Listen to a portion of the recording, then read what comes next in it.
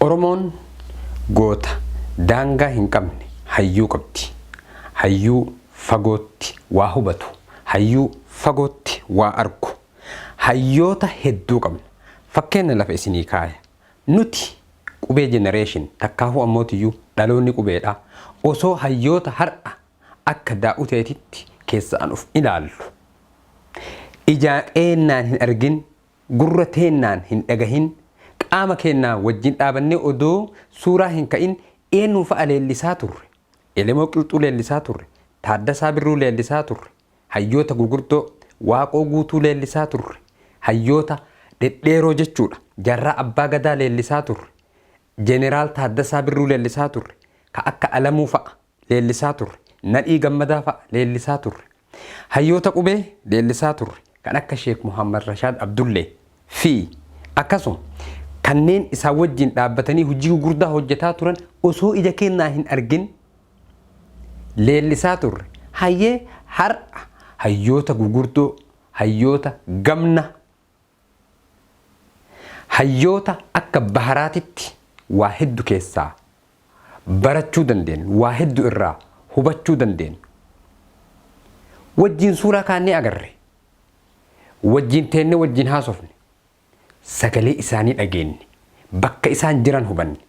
Fakkeenya akka Baqqalaa Garbaa, goota yertuun gadi hin qabne ka akka Jawhar Muhammad, hayyuu dheeraa, hayyuu bosona keessatti hanga har'aatitti ummata isaa gurmeessee walitti fidee karaa qabsiisaa jiru, karaa qabsiise. Isinuu beektan Jaalmarroo hayyoota akkana kan qubee generation anaa fi ati wajjin dhaabannu, wajjin agarre qubee generation jara hayyoota akkana kana qabna. Oromoon jara akkana kana maaltu mala? Wajjin dhaabachuu, wajjin hiriiruu, karaa isaan irra nu oofan deemu, karaa isaan irra nu oofan hordofuu, sagalee isaanii dhageenye itti gammaduu, itti mirqaanuu, Jaalmarroo hordofuu. Look, jecha isaa keessa ani nama isa dinqisiifatu irraa isa duraati. Jecha isaa keessa maaltu iyyuu natti akka jabaa natti tole beektaa? Maal jedhe?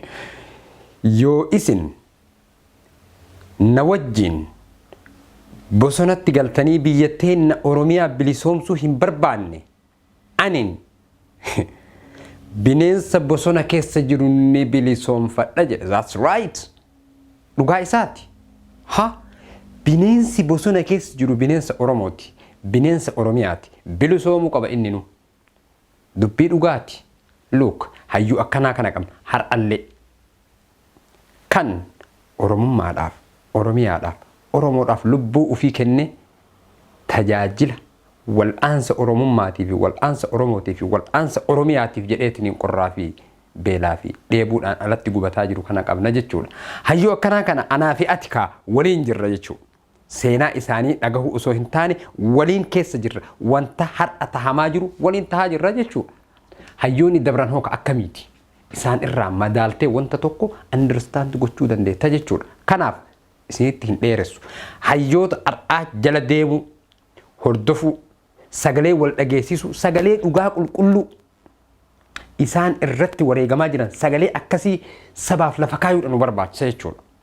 Akkamitti wal jala deemuudhaan, wal dhageeffachuudhaan, yaada gaarii walii kennuudhaan, wal tin'isuu, wal ijaaruu, wal utubuu, wal gargaaruudhaan karaa hayyoonni irra nu oofan duuka deemuu danda'uudha qabnaa jechuudha.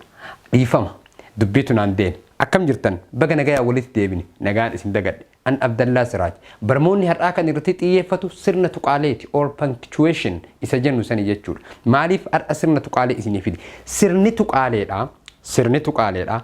Barmoota kam keessatti ijoo takkaahuu ammootiyyuu akka heeraa fi seera barreeffama takkaahuu barruu itti eenu sanitti sirna tuqaaleedhaas akkasitti eeguudhaan nu barbaachisaa jechuudha. Sirni tuqaalee maali? Sirni tuqaaleedha jal'aaba takkaahuu ammootiyyuu barreeffama kan kee bareechisuudhaaf, barreeffama kan kee heeraa fi seera itti godhuudhaaf, barreeffama ati barreessitu kam isaatiyyuu jechuu hiika gaarii itti sii kennuudhaaf kan si tajaajilu sirna tuqaaleeti. Mee walumaa galatti barreeffama asirraa kanarraa waan guddaa hubattan jedheetiniin abdadhaa gamma barreeffamaatitti isin haa dabarsu. Well, sirna tuqaalee jedha. Sirna tuqaalee or punctuation. Sirna tuqaalee yookaan punctuation. Okay. Akkuma barreeffama kana irraa hubattanitti sirna tuqaalee jechuun qaama barreeffamaa should be double A qaama barreeffamaa tokko ergaa fi miidhagina isaa eegee sonaan kan teessisuudha. Tartiiba isaa eegee jechuudha. Haala barreeffama sanii seeraan eegee sonaan eegee kan teessisuudha jechuudha. Okay? Sirnoonni kunniinis gosoota hedduu qaba. Gosoota hedduu qaba jechuun maqaa garagaraa qabaa jechuudha. 10 akkasii waliin ilaalla. Ammaaf hanga gabateen kan koo nagahe takkaahu ammootiyyuu hanga bakka argadheetiin jedhe isinii barreessee aga 3-4 isinii barreessee kan yeroo itti aanutti isiniif fidaa jechuudha. 5, 6, 7, 8, 9, 10 kan hafanis isiniif fidaa jechuudha. Jalqaba irratti kan ilaallu tuqaadha. Tuqaa yookaan qabxii point isii jedhaniin sanii full stop. Point jennaan yookaan mootii tuqaa naxibii jedhaniini afaan jaraati. Tuqaa yookaan qabxii jennaan jechuudha. Qabxii takka isiin suni tana mallattoo tanaa jechuudha. Stop, full stop jedhaniini jechuudha. Inni lammaffaan mallattoo gaafii question mark jedhaniin akka afaan Ingiliffaatitti mallattoo gaafii hiikkaa isiitii fi faayidaa isiidhaa tartiibaan barannaa jechuudha. Maaliifi amma tuqaa tana hiika isiitii fi faayidaa isii ammatti isinii fiduudhaaf iddoon na hin gahu mata duree qabdi. Mata duree qabdi. Full stoppiin maal akka taate eessatti akka nama fayyaddu. Mallattoon gaafiidhaa maal akka taatee fi eessatti akka nama fayyaddu mata duree mataa ofii danda'ee fi ibsa mataa ofii danda'e qabdi jechuudha. San irratti gara fuulduraatitti irratti hojjannaa jechuudha. So inni sadaffaan mallattoo qoodduu. Mallattoo qoodduu kana kanaan duras isin barsiisee jira. Yeroo waa'ee lakkoofsaa isin barsiisettis isin barsiisee jira jechuudha. Maal jedhaniini qoodduu asitti mallattoo gaafiiti asitti qoodduudha. Okay? Inni afraffaan mallattoo tuqlamee. Tuqlameen tuni akkuma mallattoo full stop fakkaatti. Takkaahu ammootuyyuu tuqaa fakkaatti lama wal bira dhufti. Isinis faayidaa of danda'e qabdii jechuudha. Fuulduratti isii irraayis inni dubbannaa jechuudha. Inni shanaffaan mallattoo raajjeffannoo or exclamation mark jedhaniini jechuudha. Akka afaan Oromootitti mallattoo raajjeffannoo jedhaniini isiin yeroo waa nama dinqisiisaniitiin jedhan kan fuulduratti kaahanii jechuudha. So inni jahaffaan mallattoo buufata xiqqaa semiikolan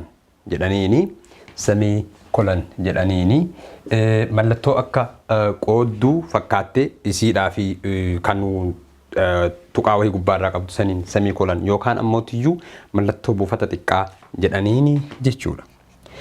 Kan itti aanu mallattoo sarara xiqqaa haifan. Mallattoo sarara xiqqaa fakkeenya asitti fayyadameeraani. Right, asitti fayyadameetiin jira. Asirraa dhufa jechuudha. Maaliifi jecha wal qabsiisaa takkaahu ammootiyyuu jecha fakkeenyaaf wal hormaata waan akkasii kan jedhu wal yoo fakkeenyaaf amma yoo wal jechuu barbaadde akkanatti wal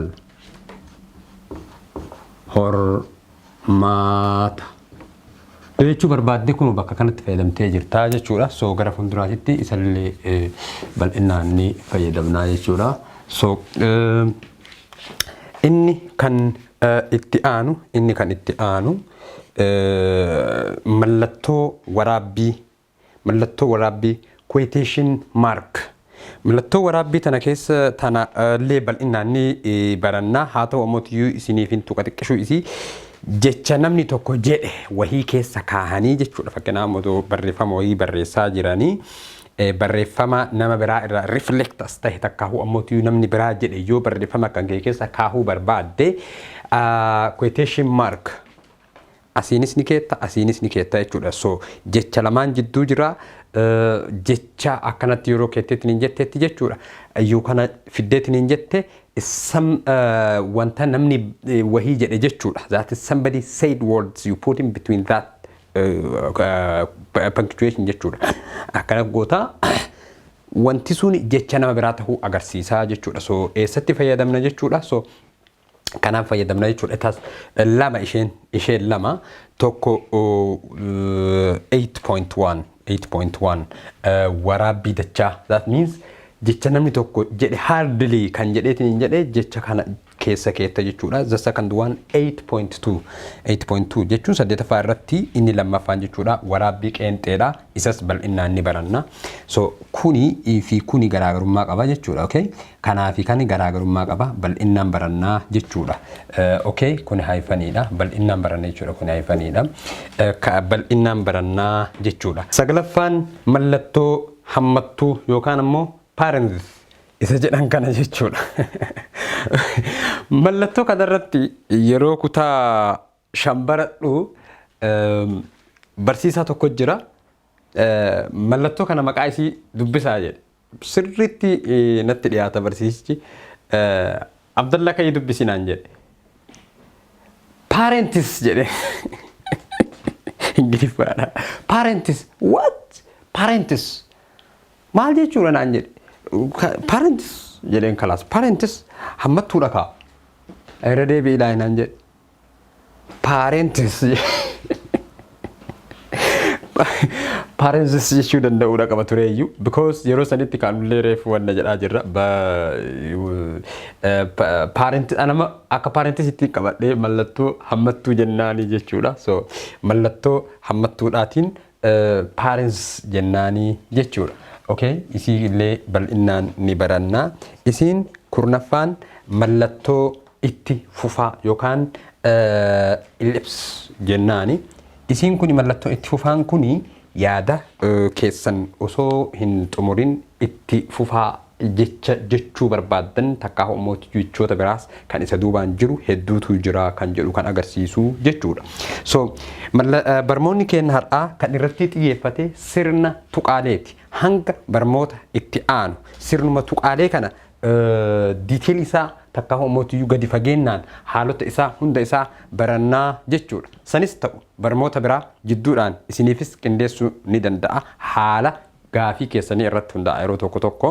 Kanaaf barmoonni keenya har'aa sirna tuqaalee yookaan ammoo or punctuation kan jedhu irratti xiyyeeffatee jechuudha. Hanga barmoota biraatiin walitti deebinutti nagayaan naa jiraadha. Chaayinaaliin kun chaayinaalii keessani. Chaayinaalii afaan Oromooti. Subscribe, share, like, comment gochuu akka hin irraanfanne isiniin jedha. Nagaa keessa naa jiraadha.